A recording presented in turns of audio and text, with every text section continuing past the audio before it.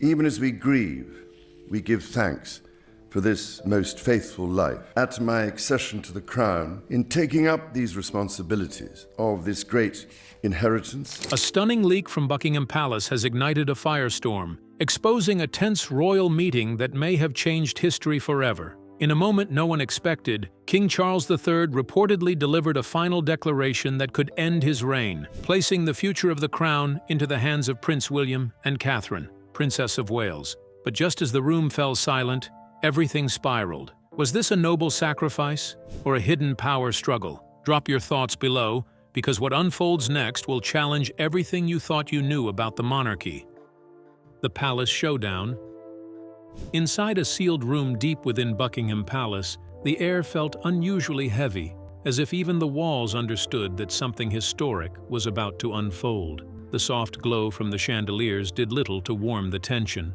This was not a routine royal discussion. Every person present knew that what was about to be said could quietly reshape the future of the monarchy. At the center stood King Charles III, a man who had waited his entire life for the crown, only to inherit it at a time when age and health had already begun to weigh him down. After the serious health scare earlier in 2024, the idea of time no longer felt distant or abstract. It felt urgent, pressing, almost unforgiving. And now, that pressure was pushing him toward a decision that many would see as shocking, but to him, it felt necessary. Facing him was Prince William, steady and composed. Where his father carried reflection and emotion, William projected readiness and control. Years of public scrutiny, family struggles, and private grief had shaped him into someone far more practical. The pain of losing his mother, the chaos surrounding his brother, and the constant pressure of expectation had hardened him in ways few could fully understand.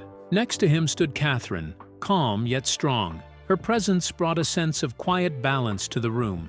After enduring her own health battle, she seemed even more grounded, almost unshaken by the storm around her. She wasn't just a supportive figure. She had become a symbol of continuity, someone the public trusted without question. And then there was Camilla, seated close to the king.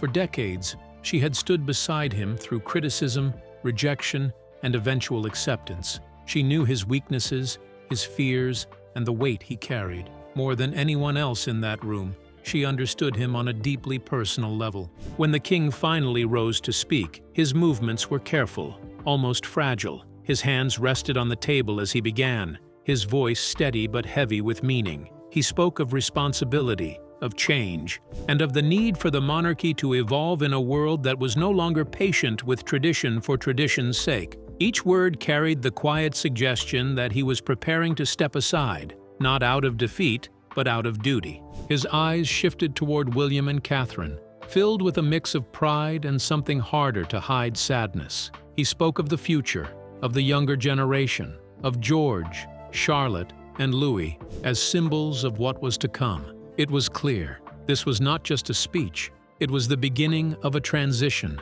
But just as the moment reached its peak, something unexpected shattered the carefully controlled atmosphere. Camilla stood up. The movement alone was enough to freeze the room. Her expression had changed completely. The softness was gone, replaced by something firm, almost unyielding. She did not glance around or seek approval. Her eyes locked directly onto the king. When she spoke, her voice was calm, but there was an edge to it. She questioned the timing. She challenged the decision. She warned that the current climate was too unstable for such a major shift. And then, more pointedly, she raised doubts about William's readiness, suggesting that placing such responsibility on him now could risk everything. The effect was immediate. The room fell into a silence so deep it felt suffocating. This was no gentle disagreement. This was resistance. Charles didn't respond right away. The shock was visible. The one person he had always relied on, the one who had stood by him through everything, was now openly opposing him at the most critical moment of his reign. It wasn't just disagreement. It felt personal. Before the tension could explode further, William stepped in, calm, controlled, and careful. He rose and brought the meeting to an early close, using his father's health as the reason. It was a strategic move, one that prevented the situation from spiraling into something far more damaging. Amid all of this, Camilla begins to form a plan in her mind, believing it will calm the king at any cost. But what exactly is she preparing, and what secrets lie beneath her intentions? Let's uncover them. Camilla's silent threat. The moment the door to the meeting room shut, the quiet hallway of Buckingham Palace did not bring relief. Instead, the silence felt heavy, almost suffocating, as if the walls themselves had absorbed the tension and were now holding it in place. King Charles moved quickly down the corridor, his steps sharp and controlled, but the energy around him was anything but calm. Just behind him, Camilla followed, her posture stiff and unyielding, her presence carrying a quiet defiance that spoke louder than any words. When they entered the private study and the thick wooden door closed behind them, the atmosphere shifted instantly. What was once a place of reflection and thought turned into something far more intense. Charles turned around abruptly, his face no longer soft or composed, but flushed with emotion. His hands stayed locked behind his back, not out of habit, but to steady the tension running through them. He said nothing at first, yet the silence between them was louder than any argument. The room itself seemed to watch. Family photographs rested on the desk, frozen moments of unity and history, now standing in sharp contrast to what was unfolding. Papers and unfinished writings lay scattered, symbols of a mind that had been focused on duty, now interrupted by something far more personal. Charles looked at Camilla, but there was a shift in his gaze. It was no longer the look of a partner or confidant. It was distant, almost as if he were seeing her for the first time. For him, the pain cut deep. This was not just a disagreement. This was betrayal at a moment that mattered more than any other. The woman who had stood beside him through years of waiting, through public scrutiny and private struggles, now seemed to stand against him. In his mind, her actions were no longer protective or supportive. They felt calculated, driven by something far less noble. But while Charles wrestled with emotion, Camilla remained composed. Her calmness did not soften the situation. It sharpened it. She stood firm, her chin slightly raised, her movements slow and deliberate. There was no hesitation in her stance. To her, this was not simply about stepping aside or allowing change. It was about everything she had built over the years, every influence she had secured, every position she had fought to maintain. As she stepped closer, the space between them grew smaller, yet the distance in understanding widened. Then came her most powerful move, not spoken, but deeply felt. She turned to the past. With subtle glances and quiet gestures, she drew attention to memories Charles had long tried to forget. The difficult years at school, the loneliness, the emotional scars that had shaped him. She did not need to explain. She knew exactly what those memories meant to him. The message was clear. She knew his weaknesses. She knew the parts of his story that could shake the image he had carefully built. And if pushed, she was willing to use them. The air in the room grew colder, heavier, as the unspoken threat settled between them. For a brief moment, Charles seemed to absorb it all. His shoulders lowered slightly, the weight of the situation pressing down on him. But then something shifted. A sense of duty, of identity, rose within him. Slowly he straightened, meeting her gaze with a new clarity. What he saw was no longer a partner. It was a barrier standing in the way of what he believed had to be done. In that moment, everything changed. The compromises of the past, the emotional ties, the quiet dependencies, all began to fall away. He understood what was at stake. This was no longer just personal. It was about the future, about trust, about the stability of everything he was meant to protect. Without another word, he turned away from her and moved toward the chair near the window. Sitting down, he carried himself with a quiet authority, but also with a deep sense of isolation. That single action said more than any argument could. It signaled an end. As the fading light of evening filled the room, the divide between them was impossible to ignore. What once bound them together had begun to fracture beyond repair. Now, King Charles has called William in for a private discussion. But what truly happened behind those closed doors? And could that hidden conversation reshape everything forever? Stay tuned. The private meeting that shifted the future of the crown. The air inside the study had barely settled after the tense confrontation the night before, yet something inside King Charles III had already shifted. It was as if the weight of years had suddenly pressed down on him all at once. His posture seemed heavier, his movements slower, But behind the exhaustion in his face, something else had awakened. A quiet but unshakable resolve that had not been there before. By the time morning came, London was still wrapped in a thick blanket of fog, the palace gardens hidden beneath a pale gray silence. It was in those early hours that the king made a decision that could not be undone. He sent word for a private meeting with his son, the Prince of Wales. Not in any of the grand rooms where history echoed through high ceilings, but in a quiet corner of the family library, surrounded by shelves of ancient books carrying stories of power, sacrifice, and legacy. When William entered, he immediately sensed the difference. His father stood near the window, one hand resting gently on an old leather-bound book, as if drawing strength from the past. No words were spoken at first, but none were needed. The silence between them was heavy, filled with understanding. William could see it clearly in his father's face. The strain, the disappointment, the fracture that had formed. Charles gave a small nod, signaling for his son to sit. In that quiet moment, titles seemed to fall away. They were no longer just king and heir. They were father and son, standing at the edge of something far bigger than either of them. Slowly, Charles began to speak. Not with authority, not with command, but with the weight of a man who knew time was no longer on his side. He reached for a document on the table, unfolding a detailed family chart. His finger moved across the page until it stopped on two names, William and Catherine. His gaze lifted, meeting his son's eyes, carrying a message that did not need to be spoken aloud. He was asking him to step forward sooner than expected. Not out of ambition, but out of necessity.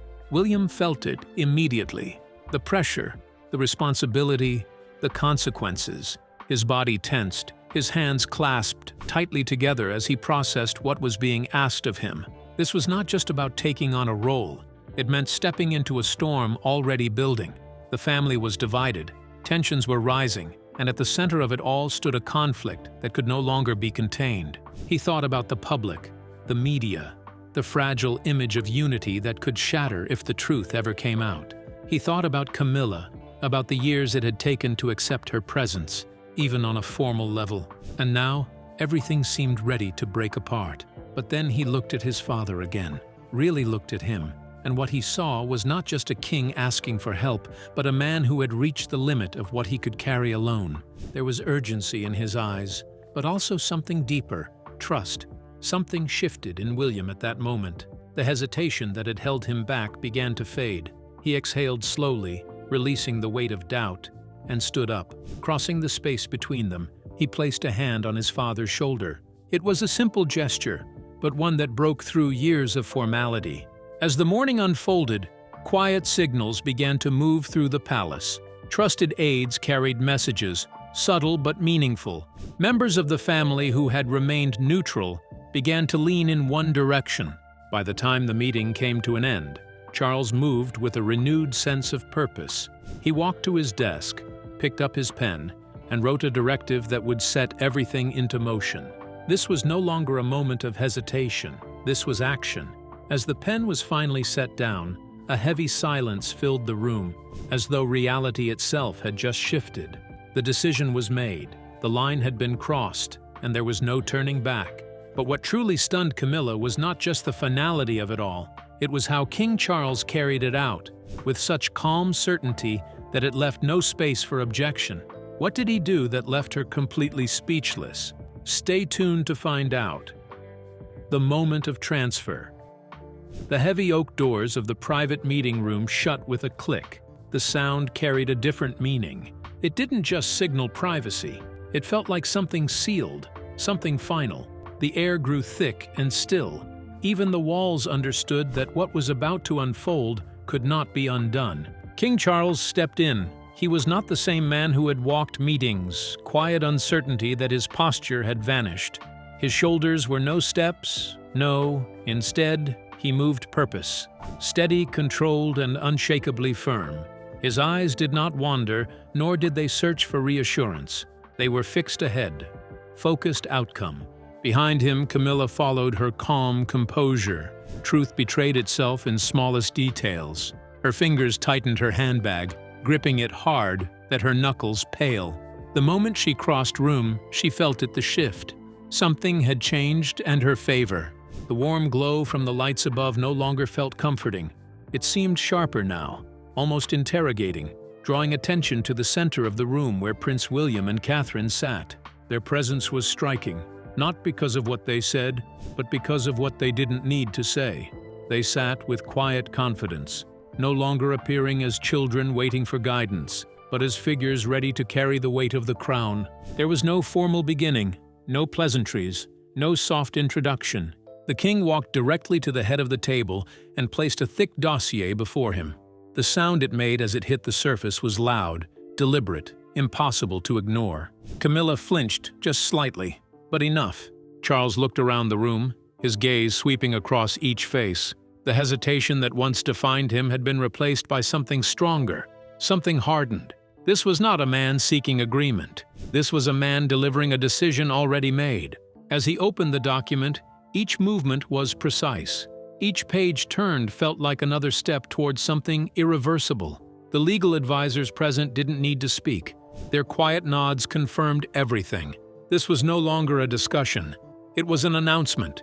Camilla felt it slipping. The control, the influence, the unspoken authority she had carefully built over time. Refusing to accept it, she made one final attempt. She shifted in her seat, preparing to rise, ready to speak, to interrupt, to delay. But the moment she began, something stopped her. Not a voice, not a command. Silence. The room did not turn toward her. No one leaned in, no one waited. Instead, every single gaze remained fixed elsewhere, on the king and on William.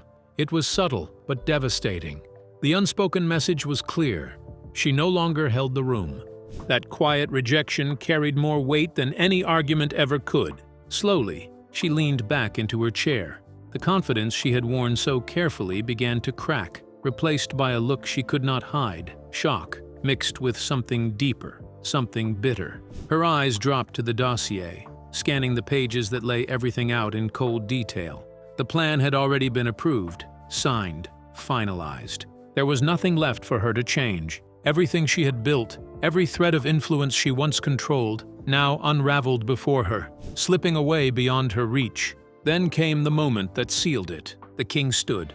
Without hesitation, he placed his hand firmly on William's shoulder. It was not just a gesture, it was a message, clear and undeniable. A transfer not just of duty, but of trust, of future power.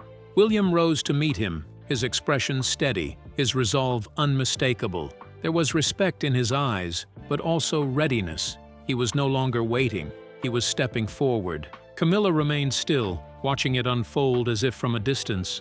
And in that moment she understood something she had refused to see before. This was not anger, not impulse. This was awakening, a decision that had been building quietly until it could no longer be delayed. When the king ended the meeting with a single nod, the room shifted once more. Chairs moved, papers gathered, footsteps echoed. But Camilla did not move, not immediately. For a few lingering seconds, she sat there, frozen, as if the room no longer belonged to her, as if she had already been left behind. The power had changed hands without a single raised voice, leaving behind only silence, and a queen slowly fading into the background of a future she was no longer part of. But if that moment marked the end of her influence, then what came next would be far more unpredictable. Stay tuned as we break down every detail. The quiet separation.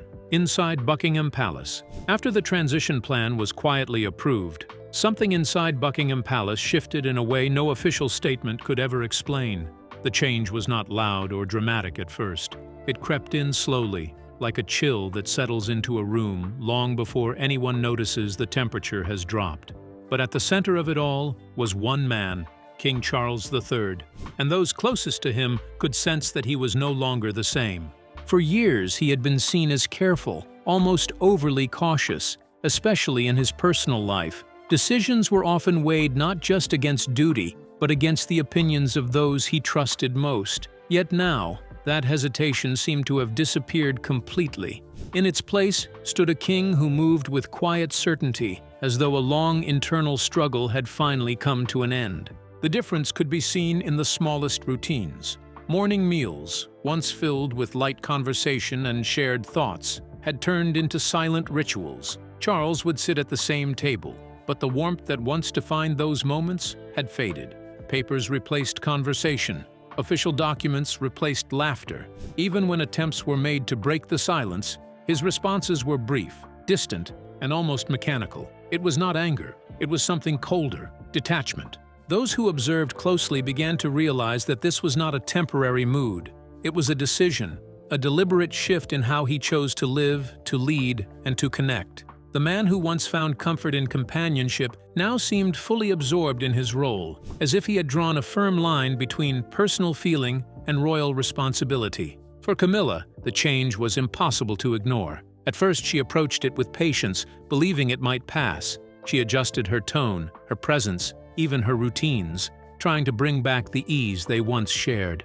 Small gatherings were organized, conversations carefully started, gestures thoughtfully planned. But each effort seemed to dissolve into the same quiet distance. Messages sent to him went unanswered. Suggestions made in discussions were gently redirected or overlooked. Even in formal settings, where her voice once carried weight, she now found herself fading into the background. It was not open rejection, but something far more unsettling, a gradual erasing.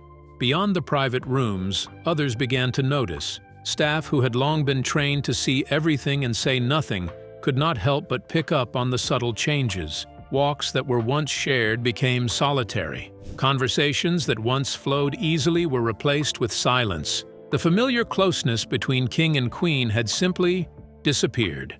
Whispers began to move through the palace, traveling from quiet corners to more official spaces.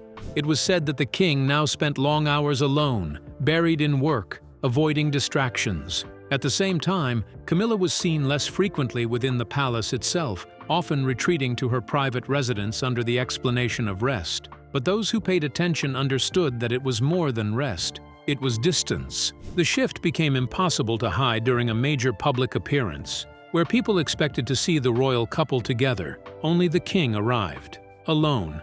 The absence was never explained, yet it spoke louder than any statement ever could. Cameras captured his calm expression, his composed gestures, his steady smile. To the public, he appeared focused, unwavering, completely in control.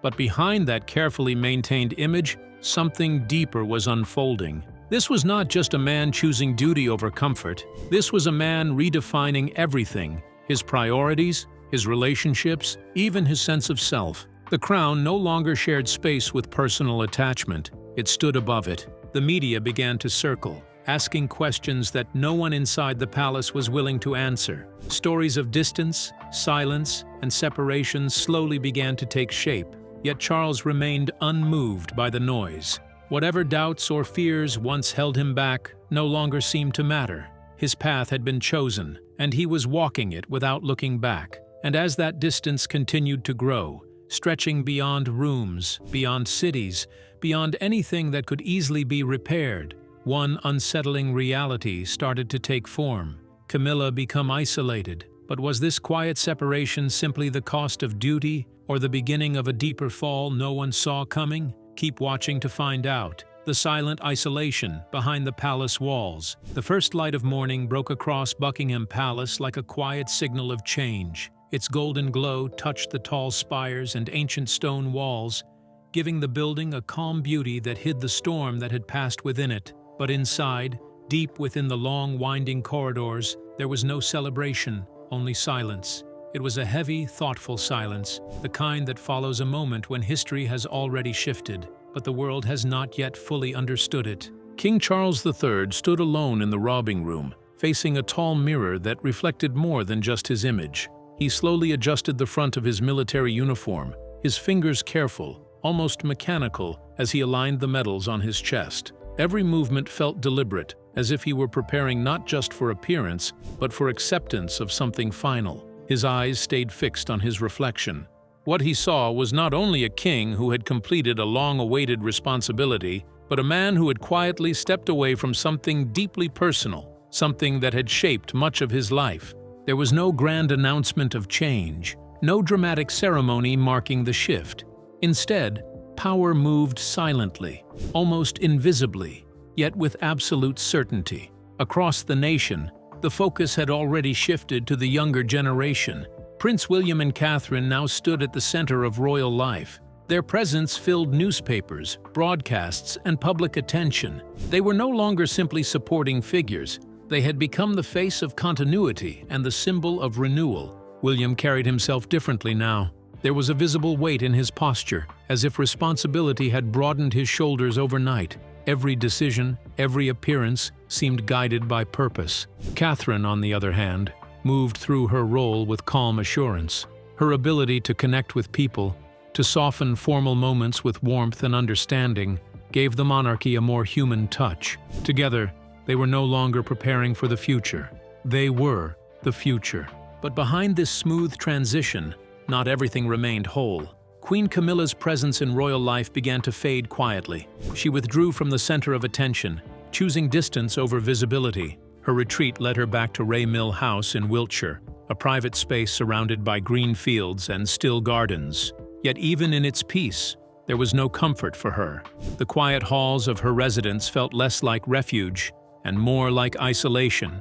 Days passed in repetition. There were no official schedules, no royal audiences, no steady rhythm of public duty. Instead, she spent long hours alone, often sitting near the window of her study, watching the world outside move forward without her. The life she once fought to secure now felt distant, almost unreachable. The influence she had carefully built over the years seemed to dissolve into memory, leaving behind only silence. The reality of her position had changed completely. What once felt like partnership now existed only in formal communication and brief, necessary conversations. Even the bond that had once defined her place beside the king had been reduced to distance and protocol. It was a quiet separation, not marked by conflict in public, but by absence in private. For Charles, the cost of this transformation was deeply personal.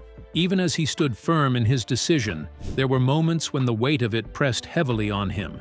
In public, he remained composed, carrying himself with the dignity expected of a monarch. But behind closed doors, the absence of familiar presence left a space that could not be filled. Still, he did not turn back. He had chosen this path with full understanding of what it demanded. It was not just about leadership. It was about stepping aside emotionally, so that a new era could rise without confusion or division. In doing so, he accepted solitude as part of duty. The day of official proclamation arrived with grandeur. The palace balcony became the stage for a new beginning. Prince William stepped forward, greeting the vast crowd gathered below. Flags waved, cheers rose into the air, and the energy of a new reign filled the city. Catherine stood beside him, composed and radiant, her presence bringing balance to the moment. From inside the palace, Charles watched quietly from behind the glass doors, allowing his son to stand fully in the light. He did not intervene, his calm expression hiding a deeper understanding that power always demands sacrifice. But beyond emotion lies a harder question. Is King Charles truly following the correct constitutional path toward abdication under the law? Let's take a look. The truth about royal abdication. Can a British king actually resign from the throne? Constitutionally, the answer is yes, but not in the simple personal sense that many assume. The only modern precedent is Edward VIII in 1936, who gave up the crown during the abdication crisis of 1936 after choosing personal life over royal duty. His decision was not effective by speech alone. It required formal legal recognition through Parliament, meaning the British state itself had to rewrite the line of succession in law. The instrument that made this possible was the His Majesty's Declaration of Abdication Act, 1936, showing that the monarch cannot simply walk away without constitutional machinery approving it. Even today, any future abdication would require coordination between the government, Parliament, and the royal household. The Privy Council also plays an advisory role, ensuring continuity of governance and legitimacy during any transfer of power. In practice, abdication is not a private decision, but a national constitutional event that reshapes the monarchy itself and affects the entire Commonwealth realm. More recently, discussions about abdication have resurfaced due to King Charles III's health situation. In 2024, Buckingham Palace confirmed that Charles had been diagnosed with cancer, leading to temporary adjustments in his public duties and the delegation of certain responsibilities to senior royals, including Prince William. This development raised public questions about what happens when a monarch remains alive but is partially unable to perform full constitutional functions. Historically, the British monarchy has avoided transparency around a sovereign's health, often relying on careful messaging to preserve stability and public confidence. The key constitutional principle remains unchanged. The sovereign reigns at all times, even when delegating duties, unless formal abdication occurs. This means that, unless King Charles III follows the same legal process as Edward VIII, he technically remains the reigning monarch regardless of health challenges. The tension arises in perception, where public expectation of active leadership may conflict with constitutional continuity. This creates a situation where power appears shared or gradually shifting, even though legally it is not. Sources such as the UK Parliament Historical Archives and official royal family statements confirm these frameworks. Another constitutional mechanism often confused with abdication is regency and delegation of royal functions through councillors of state. In the British system, when the monarch is temporarily unable to perform duties due to illness or absence, specific senior royals may be authorized to carry out official functions in their name without transferring the crown itself. This ensures continuity of state authority while preserving the legal identity of the sovereign. In 2022, adjustments were made to the list of councillors of state to include senior working royals, reflecting the practical needs of a modern monarchy under public scrutiny and health pressures. This arrangement differs fundamentally from abdication because sovereignty remains with the reigning monarch at all times. The crown does not pause or split under law, even when duties are shared. Constitutional experts emphasize that perception of leadership and legal authority can diverge significantly, especially when media coverage amplifies health concerns or family tensions. In such moments, public interpretation may suggest a transfer of power, while legally, no such transfer has occurred. This gap between symbolism and law defines much of the modern debate around King Charles III's role, succession readiness, and the future of Prince William's eventual accession. Across the Commonwealth realms, any discussion of abdication or incapacitation of the sovereign carries direct constitutional consequences because the monarch serves as the symbolic head of multiple independent states sharing the same crown. Any change in status would require synchronized legal processes across all realms to maintain identical succession alignment. This structural requirement makes abdication exceptionally complex compared to ordinary political resignations. Legal scholars often stress that stability of the crown depends on absolute clarity of succession law, leaving minimal room for ambiguity during periods of uncertainty surrounding health or leadership capacity. This ensures continuity and prevents competing claims that could destabilize constitutional monarchy structures globally during any unforeseen succession transition period across realms. What is your take on King Charles' decisive action to protect the monarchy? We would love to hear your thoughts in the comments. And don't forget to like and subscribe.